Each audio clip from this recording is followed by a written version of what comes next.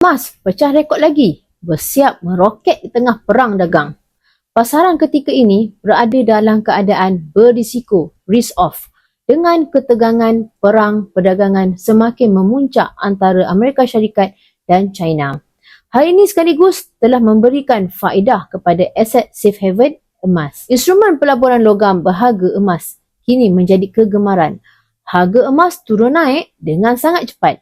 Emas akan terus meningkat semasa konflik termasuk waktu perang dagang ni. Memandangkan dunia mengalami banyak ancaman, emas mengesahkan kedudukannya sebagai aset lindung nilai yang paling dicari ramai. Berikut adalah beberapa kemungkinan harga emas melonjak.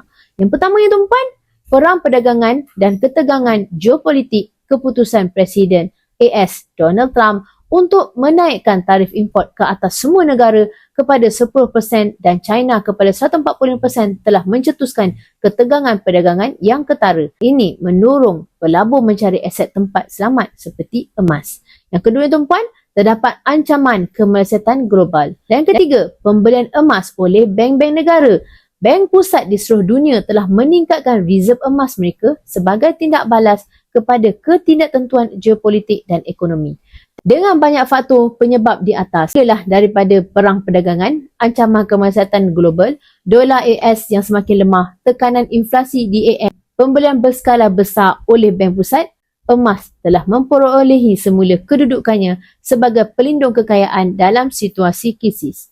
Harga yang sentiasa meningkat bukan saja mencerminkan nilai intrinsik emas, tetapi juga isyarat ketidaktentuan dan berhati-hati dalam pasaran global.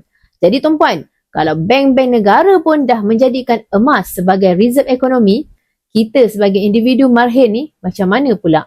Bayangkan jika semua simpanan tuan-puan dalam bentuk duit tu jatuh nilai akibat daripada perdagangan yang melanda sekarang ni.